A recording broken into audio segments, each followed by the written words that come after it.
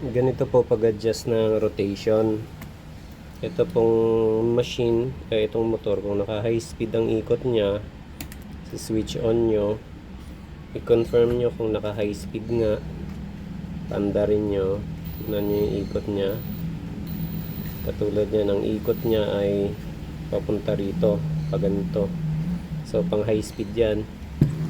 Para ibaliktad yung ikot, long press nyo lang po ito. Ito po, long press nyo. Babaliktad yung ikot nitong ilaw na yan. Umiilaw, babaliktad yan eh. Long press nyo lang.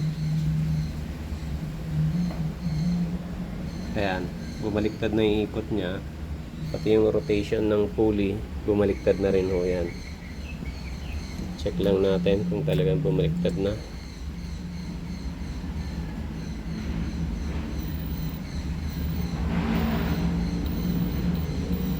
Ayan, okay na ho.